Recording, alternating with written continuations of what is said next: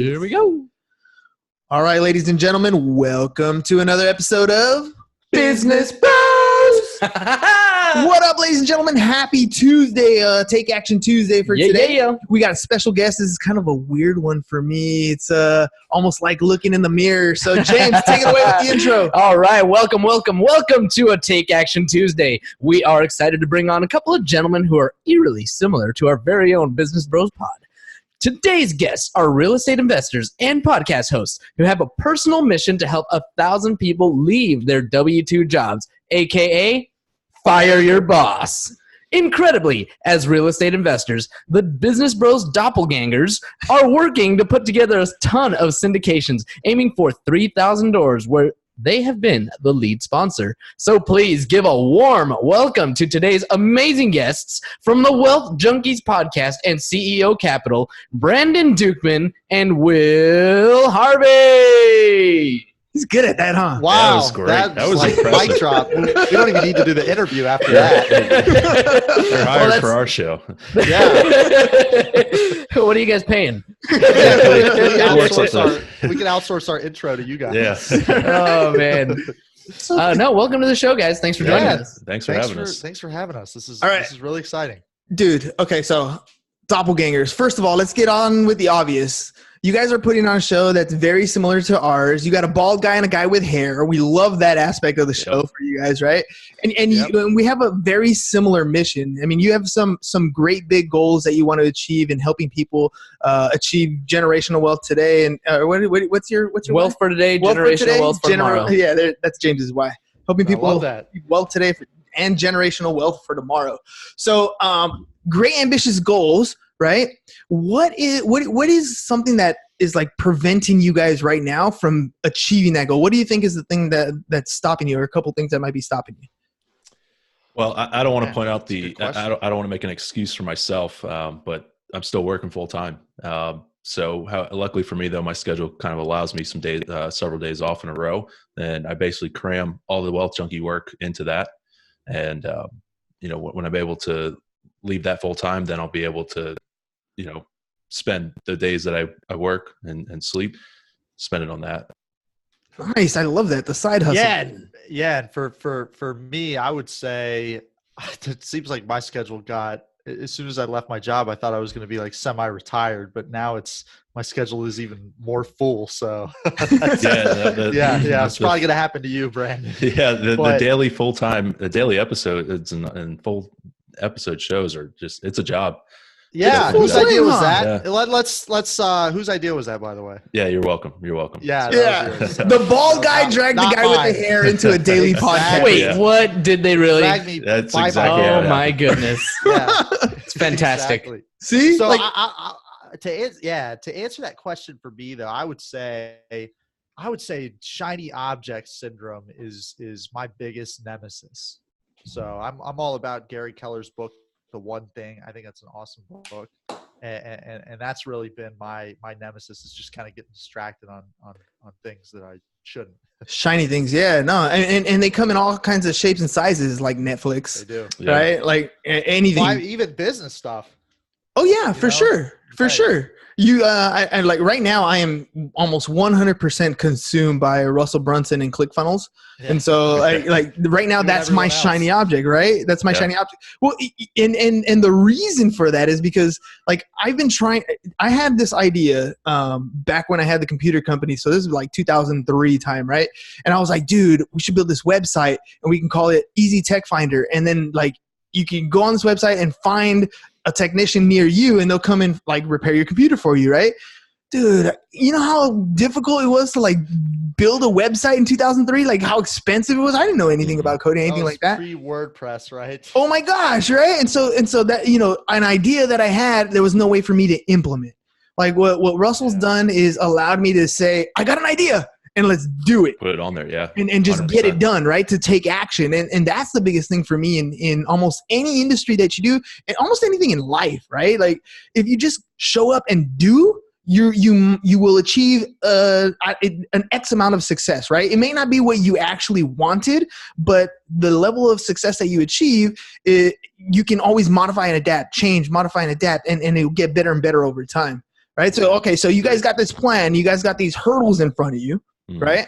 So what is it that you're going to be doing? Like, I mean, you started doing the podcast. You have CEO Capital. Tell me a little bit about that. What is the? I mean, is it loans? Is it syndication? What is going on in that world? Sure. So, Brandon, how about this? I'll speak on CEO, and then you can speak on the podcast. So CEO Capital Partners is a company that myself, Brandon, and 3 others, including Brandon's father, he's kind of the patriarchal, voice of reason and experience, and all of that to us. So, anyways, us 5 started this company, CEO Capital Partners. We were all doing different forms of real estate investing prior to that.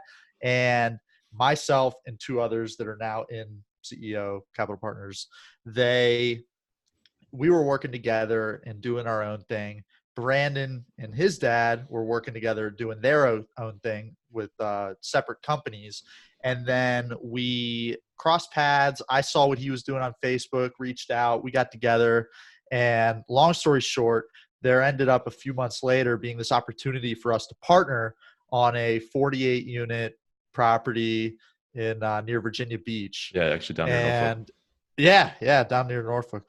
And that deal was this close to going under contract, and it ended up it was zoned as a motel. We all ended up killing the deal. But as soon as that was over, we were like, man, we worked really well together and just had a lot of synergy, a good working relationship. So we all kind of decided to merge, and that's when we formed CEO Capital Partners. And the idea behind the name CEO Capital Partners is that business owners and executives, those type of high income people, they should, at least we think they should, diversify and get into real estate. There's a ton of tax benefits. There's just a lot of benefits that go along with investing in real estate and having that as a part of your portfolio. But these business owners and executive type of people, they're so consumed with what they're doing and what's in front of them with their business that they don't have the time or the resources to go out and buy rental properties. And we don't advocate that. I have 3 houses, and they've turned into a nightmare at times. They're a pain in the ass. So, especially when you got, I'm in the same boat. I got 3 in Alabama, and 2 of them are currently vacant, and that's bingo. So we do scaling versus single family. We buy multi 100 unit, 200 unit properties, mainly apartment complexes, and so we've realized that we could scale much bigger than owning 1 or 2 rental properties. Yeah, exactly. And not dealing with, what you just said, you have 1 tenant leave your single family house. 33% of those properties. Yeah. Well, right. And on just one of them, you just went from 100% occupancy to 0% occupancy. So that's what the law of large numbers is on our side when you're buying a 100+ unit multifamily property. So that's what we do. We do what's called a syndication, and that's essentially where we get a group of investors to all pool their money and go in on it. And just like a commercial airplane, there's going to be the pilots and the crew. That's the general partnership. That's us, the ones responsible for having a safe takeoff, flight, and landing. Yes. And then the passengers on the plane are all the limited partners. They're the passengers that are along for the ride and want to take advantage of all that, but they don't want anything to do with flying the plane or making day-to-day decisions. Yeah, they want to sit back and grab the little pretzels from the flight attendant and just relax while they're reaping the benefits of their investment. Yeah. I love how exactly. I love how you went with the plane analogy, and you're terrified of planes.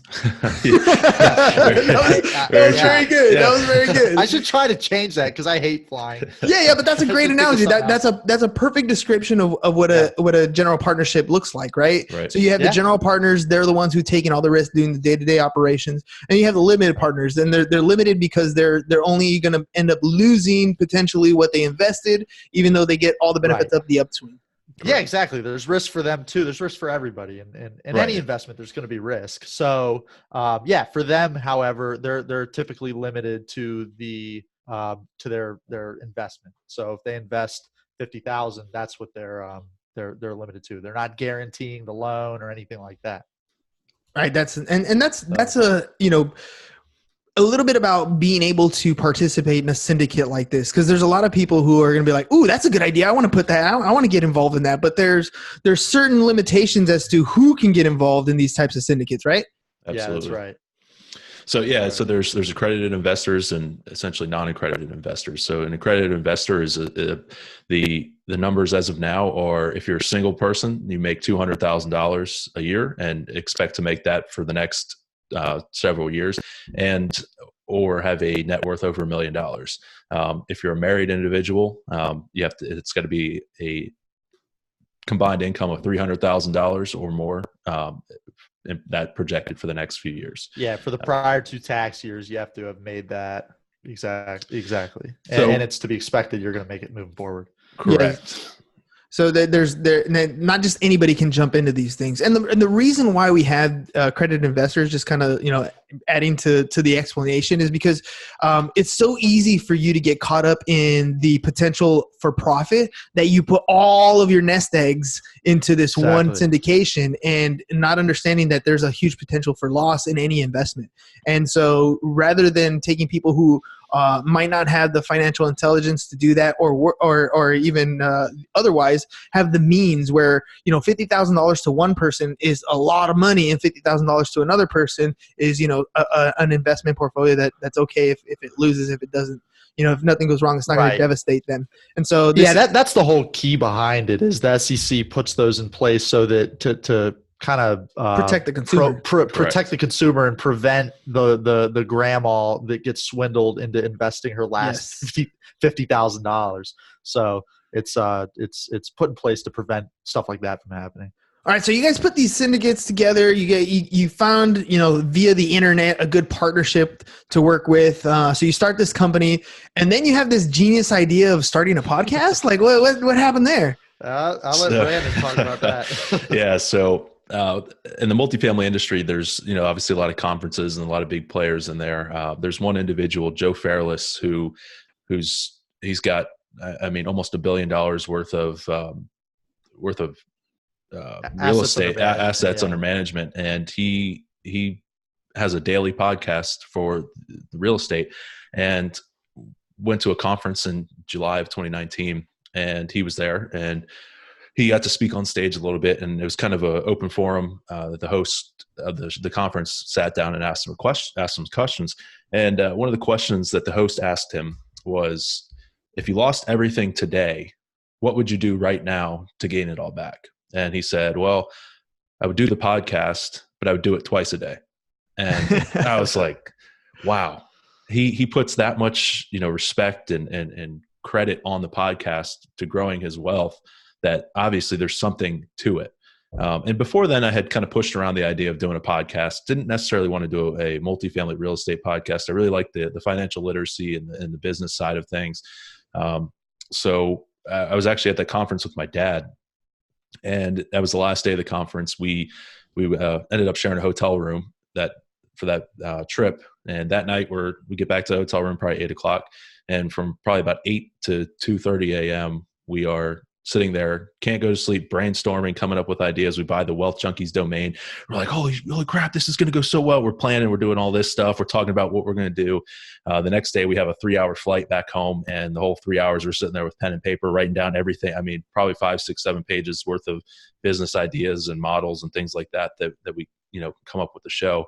And I said, hey, if we're going to do this, this has to be daily. If we're going to put the work into this, it's going to be daily. Joe Fairless said, it's got to be daily. So we get in the car on our drive home, call Will, and say, hey, Will. He's like, yeah. Hey, you're doing a daily podcast. Hope you're into it. And Will's kind of like, okay.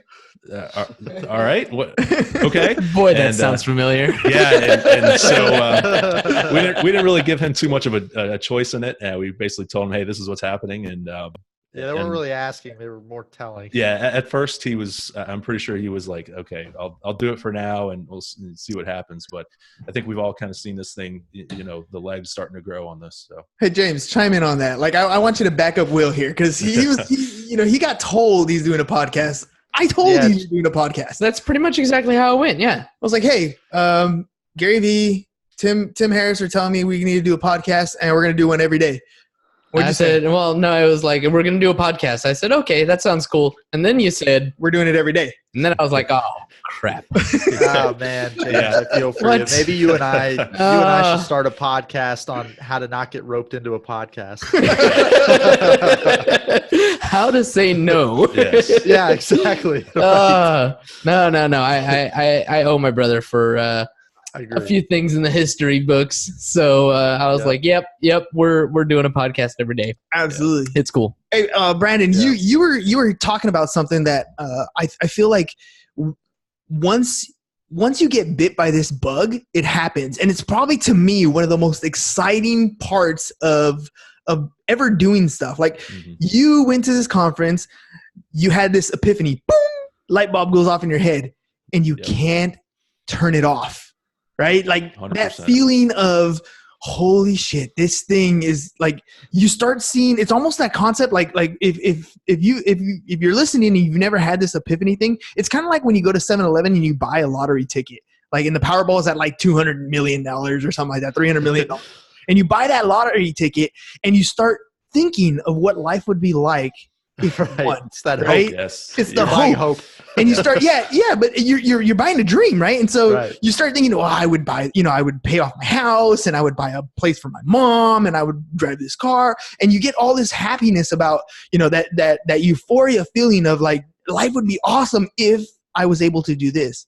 That's the feeling that I feel that that we get when this new idea pops into your head. Like, I'm going to do this podcast, and guess what? If I do it every day, I'm going to grow my audience. And if I grow my audience, I'm going to be able to fill these people with the ideas that they need to understand, so they can become better individuals, so that they get their finances better in order. And then when they get their finances better in order, we can put together these syndicates and help them get into a higher level. Like, your mind just starts going, right? Yeah, and that's like I said, 6-7 sheets of paper. We're sitting there scribbling things down, writing things down, coming up with ideas. And when I had that aha moment in the conference, I don't think I remember anything after that, because my mind just started working, and it just, I was like, holy crap. It's that blinding light. Yeah. That's like, I have to do this. And it was. And I think I bought into it so quickly because I'm standing here today. This sounds crazy. I'm standing here today unemployed because of me interviewing people and just learning their stories. And that's what got me to be able to get to a place where I could walk away from my job. So, doing that was just crucial to me, really breaking down, I had goals for myself. And once I sat down and talked to some of these guys that scaled these big companies, sold them, they were friends of my dad's. He's been in business a long time. And I would take his friends out to lunch, pick their brains, and just each one, I would have this aha light bulb moment. And that morphed me into making decisions that allowed me to walk away from my job. So, I mean, that was why I bought into it so quick, and why I think there's something really powerful with someone sharing their story and talking about the bumps and bruises and just how they got to where they are. 100%. And I'm going to ask you about the bumps and bruises for a second, but that excitement feeling, that blinding feeling, I know that it's like a great joy that I have. It's a great excitement, and I want to share it with more people. And so when you guys talked about, helping 1,000 people fire their bosses, get rid of their W-2 job, it's not, that is a result.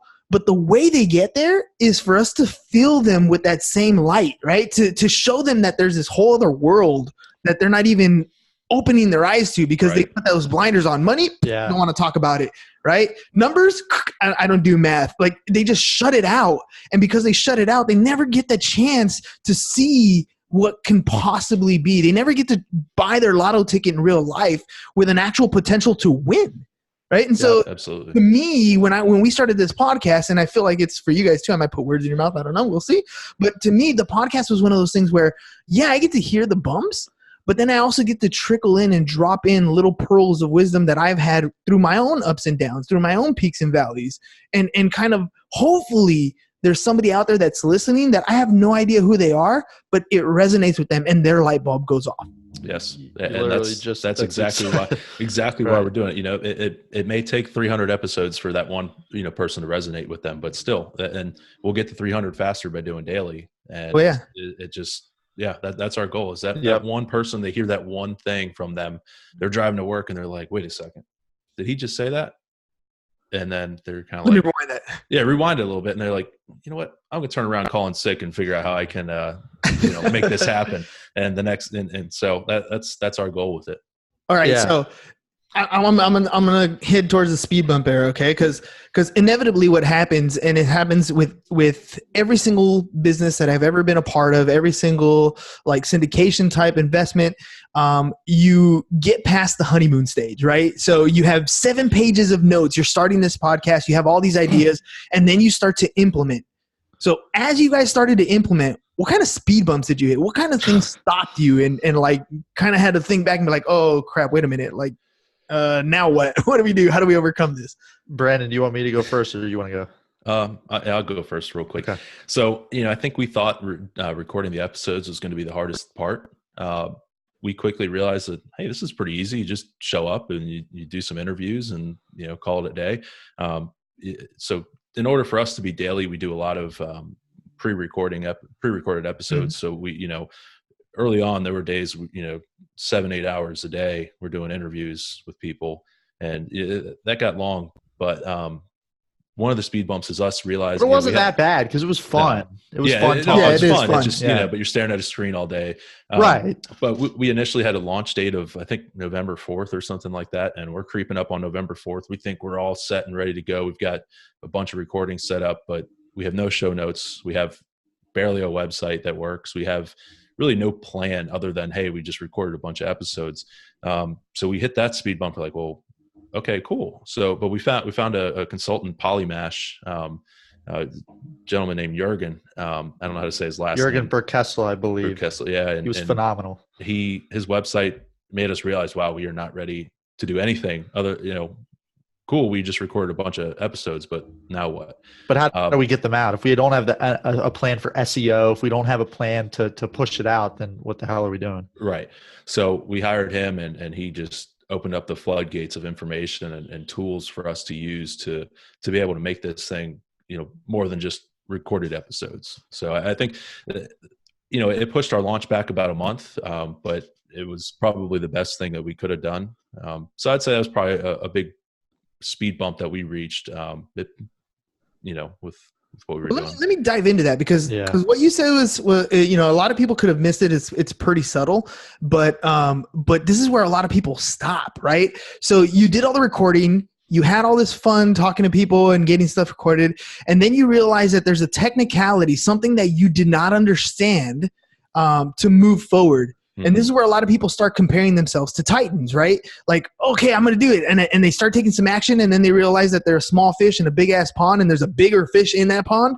And they're like, well, maybe I shouldn't swim here because that big fish might come eat me. Right. Rather than understanding that, they're a fish too, and they can do what they want to. You can make a splash just like that guy can make a splash. Your splash might be a little bit smaller, but as you consume a little bit more, as you create more content, you become a bigger and bigger and bigger and bigger fish. Very true. But you guys did something that a lot of people don't do. You went out and hired somebody for help. And I'll be honest, like, we didn't. We figured it out ourselves. But imagine what it would have been like. And this is for James. Like, imagine what it would have been like if we had taken the time to say, okay, I don't know this part. Let me get somebody else to help. Yeah. I mean, that learning curve alone, there's a lot of things that we learn through trial and error, which is good. But I mean, when you're talking about scalability and growing something and taking that next step, there are people who have been down that path. There are professionals in these specific industries that you can reach out to. And you guys did exactly that. Wow, thank you. I think there's a fine line between wanting to see the path someone's already walked down and laziness. So yeah, but definitely a fine line there. I mean, to be honest, we would have been if we just launched the way we were planning on launching, we would have been very disappointed with kind of the results over the last month and a half.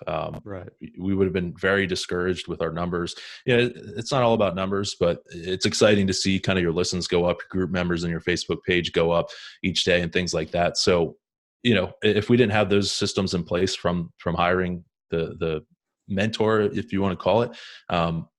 You know, You'd have been like the business bros. You'd have gone like 6 months with only mom listening. Yeah, and you know, to be honest, my mom doesn't even listen. She's like, I still can't figure it out. I'm like, all right, it's okay, it's okay. So it's like, don't worry about it, mom. Yeah. So that's funny. No, yeah, but I suck at all that. That's exactly what happens to a lot of people. You know, the magic number is 7 for podcast episodes, right? So if you get past the 7th episode, you have a chance of success. And usually people don't get past that 7th episode, whether it's a daily, whether it's a weekly, monthly, whatever. Time kind of life kind of gets in the way of whatever's going on, and they don't. Yeah. And that happens so much in that business space that people get caught up with the shiny thing. We were talking about that shiny thing earlier, right? They get caught up in the shiny thing, and then as soon as it loses its spark, it's no longer interesting. So they find the next shiny thing and never really perfecting what it is that they wanted to do. The podcast is one of those things that I think James and I really took hold of, and we've sunk our teeth into it. This is going to be our thing. And and it has grown, and it's following, it's branding. It's one of the coolest things being in business is, prospecting, right? You're in sales. You got to prospect. You got to pick up the phone and talk to people. Prior to the show, picking up and talking to people was difficult. Because I didn't know really how to hold a conversation and ask questions the right way to make it worthwhile. But B, who the hell are you calling me was happening, right? Like you're just some dude like everybody else who's picking up the phone. But after the podcast, I had practice talking to individuals. I was able to pick up the phone and be like, hey, I got a show. You want to be a guest on the show? People called me back. It was ridiculous. It's funny how that works, right? Yeah, I was going to ask you guys, how's your experience been with CEO Capital Partners once you've had the podcast rolling? Yeah, so it's very similar. I mean, when you're asking to go on other people's podcasts, if you can reciprocate and get them on yours, it's a much simpler decision for them to make, because you're offering them something of value, which is going on and sharing their story and whatever they're doing with your listeners. So I totally agree with that. I'm trying to get on different podcasts, yours being one of them, and I haven't been on a ton, but as I'm asking, it's I'm getting good feedback and good results. And I think the podcast is a large part in the reason for that. Yeah. And it also benefits CEO Capital Partners. And that's kind of where our goal was in the beginning, was, a show sponsored by CEO Capital Partners. A lot of the funding and stuff like that for the show has been from CEO Capital Partners. All the funding. Yeah, all the funding. So, obviously, we're interviewing business owners and entrepreneurs and stuff, and we put the plug in there. Hey, we do multifamily real estate. We do these types of investments, and it's gotten a lot of attention from our guests. And we do a multifamily Monday every Monday.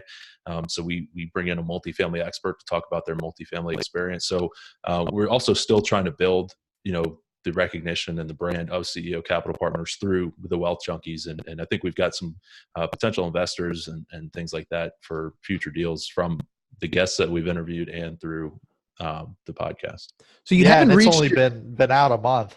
Yeah, so. Yeah. You haven't reached your 1,000 people yet. You haven't reached the level that we talked about earlier. But what kind of person have you guys become as a result of what you're doing? Oh man, I mean, listening to I mean, how many episodes have we recorded, Brandon? Like 70 or 80? At least. Yeah. So here we haven't released that many episodes. I think tomorrow will be 37. But just having that many people share their stories with us, and these are high level people who have built businesses and sold them. One guy was part of Zip2, the startup with Elon Musk. So that was amazing to hear that story. And we just had some amazing guests on the show share their story and how they whether they built a company and sold it, or whether they developed some product or whatever it may be. They just share that, and it's amazing. And there's stuff from every single interview. There's probably one or two nuggets from every single interview that I pick out. And it's like, that is such a genius thing to do, and I would not have that without interviewing that many people. it's like an education in and of itself. It's like you get to talk to the Totally. professors of industry, right? And you get to ask your own questions, whatever's on your mind. It's great. Yeah, exactly. So, with no homework. I'm very and I wanna selfish with the questions I ask because But- I want to know I want to know the answers, and it's all. Yeah. I think it's. I mean, they're amazing answers. So Yeah. And I want to say real quick, I think I've kind of realized that I really enjoy helping people and seeing people grow and kind of teaching people. So like I mentioned, we've got a Facebook group, and each week we welcome the new members. We encourage them to talk or write about, what they're working on or what they're doing to create their own freedom.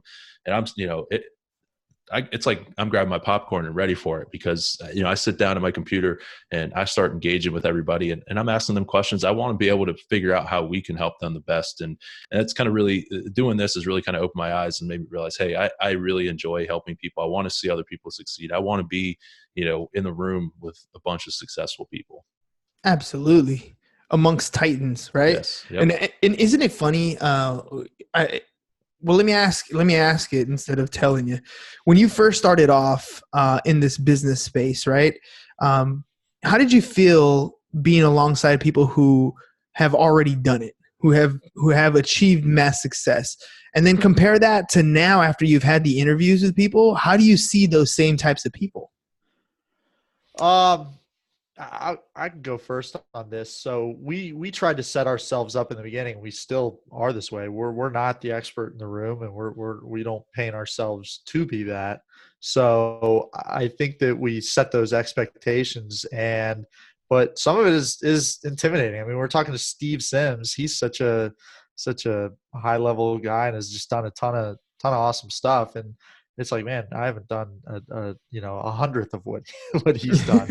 So it's kind of intimidating, but at the same time, everybody starts with what they have, and I think that to answer your question, after hearing them share all their stories, it makes me feel like, wow, I could, if they could do it, I could do it, and that's how all of our listeners should feel too. Absolutely. Like the path is attainable, right? Yeah. Like all of a sudden you feel, for me anyways, I've always said I had this, like little guy complex. I'm like 5'11", like 200 pounds. I'm not like a small guy by any means, but when I compare myself, and that's the thing is I would compare myself to other people, and I always looked up to a lot of different people, and I always thought they looked down upon me. But after being able to talk to a lot of different people and understanding their stories and where they come from, it's really awesome because they're very humble people. Most of them, are willing to share their story, want to share their knowledge, are looking to share their experiences with other people. Just nobody really asks. Nobody is willing to say, hey, what did you do that was really awesome? And, where did you fail at? And how did you succeed? How did you overcome this? And now that I get to ask those questions, I'm like, that's a cool ass dude. That's a cool ass chick. Like, they're really great people. Yeah, you just see kind of the face value of them and what you know about them based off of their business and all that. But you don't know, like you said, their story and where they came from. And by doing the podcast, you can really dive deep into, who they are and what they're all about. So. Yeah, and it's so interesting to hear people. You see them, and they're so successful. They talk about what I think it's success is like an iceberg where the little tip is sticking out, but then everything underneath, nobody sees that. Nobody sees the hard work. Nobody sees the failures, the struggles, and all that. So hearing these guys that have achieved wealth and done some awesome things, some are multi-millionaires, hearing them talk about what a huge failure they were, or how they started one business and it just completely bombed and they lost a ton of money. Remember the guy that bought the 1,100 unit apartment building and he ended up like $26 million in debt, Brandon, and he's now George Newberry. Yeah, George Newberry, and he's now turned it around and is just doing awesome stuff. It's hearing that, it's like if you could come back from that, my problems don't seem as big, and the whole woe is me thing is, I got to get that out of my head. Exactly. It's just opened up the door to again, it's that light, that endless possibility of what life can offer you. If you're just willing to like buckle down and do what has already been done, you don't even have to reinvent the wheel. That's the beauty not of at it. all. Yeah. Right. Like it's already been done. Just follow the footsteps. Like put everything aside, put your ego aside, put your fears aside, just follow the steps that are already placed in front of you. And you're going to inevitably end up in the same place because you're taking the same path. Like it's easy. And the more people you talk to, the easier it's going to get. And that's why we decided on daily show, because look at the people. You got the entrepreneurs on fire. You got John Lee Dumas who did daily. You got Joe Fairless is doing daily, and those guys are super successful. Not saying that once a week or 3 times a week podcast isn't, but those guys did daily shows. Why not follow in their footsteps? There's something to be said about that. Wheel. Yeah, there's something to be said about that. It's definitely something when you go to someone and you tell them you do a daily podcast, those eyes open up like, what? Daily? Yeah. Wow. Do they usually, when you guys tell people that you're daily, do they typically say, wow, you're crazy? Yes. Every single time. Exactly what we get every time. Everybody.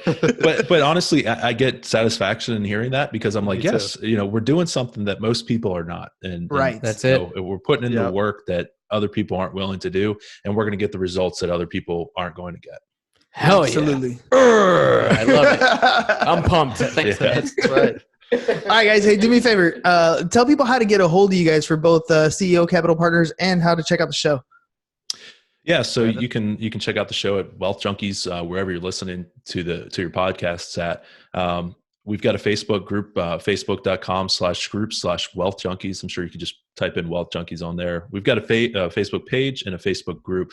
Try to join the Facebook group. That's where we interact. Our advisor, or my dad, or who we call our advisors in there. You can interact with us through there.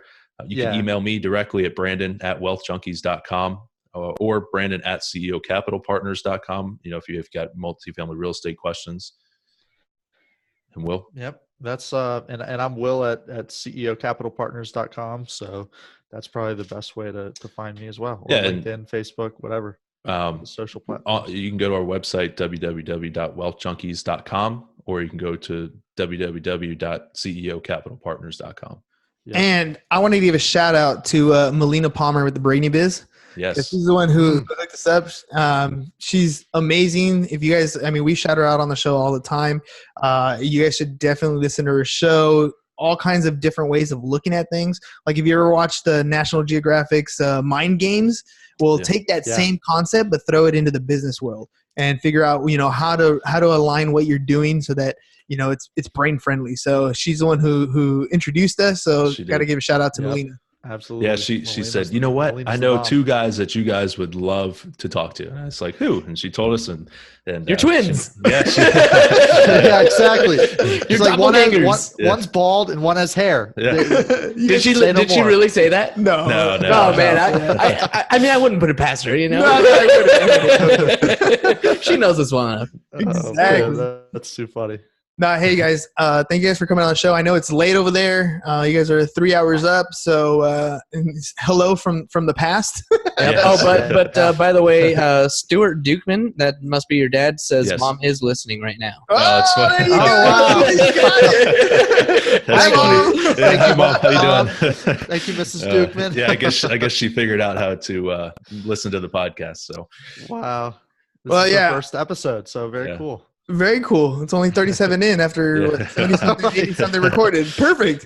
It's funny because I had to literally take my mom's iPhone and here it is, set the alert, boom, now you're gonna see it every single time. It's just gonna pop up, and there you go, it's done. Well, we've seen one guy, Corey Peterson. He's in the multifamily space. His podcast, he has on his big business card a QR code where you just pull up your camera, hover it over it, and then boom, it pulls it up on your phone. That's funny. That was really cool.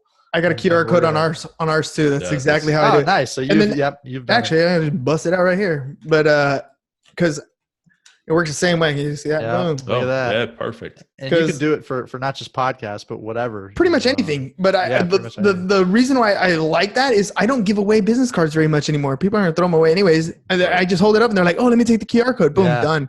And it's over. There's no reason to do anything. By the way, did I share with you guys how to grow your Facebook following? You did. I don't remember the exact steps, but I remember you talked about when you go live to. Well, when you have a guest, right? Yes. When you have a guest, you're gonna have them go to your Facebook page, the Wealth Junkies page, right? And there's a section where it says home, videos, whatever. You scroll over to the community section and then have them invite their friends. And so what it does is for them, when your podcast goes live, they'll get an alert, right? And then for you guys at the same time, all their friends start liking the Facebook page that you have. Cool. And So then just it kinda grows your like- following and increases the ability for you to interact with them a little bit more. That's good stuff. Yeah, that's great. We're That's a gonna great idea. definitely have to use that. Love it. Learn something new every day. Every day, man. All right, guys. Well, I wanted to say thank you guys for hopping on. Really appreciate it. We're going to be talking some more. I feel a partnership a brewing, maybe. We'll think see we got how something things good pan going out. Seen as our doppelgangers from Earth 2. Yeah, we're the East Coast. We're the East Oh, Coast nice. guys. You guys are the West Coast guys. Exactly. So- See? Right. Love it. W&E, we. All right, ladies and gents. That's all we got for you guys today. Peace. Bye-bye. And we're out.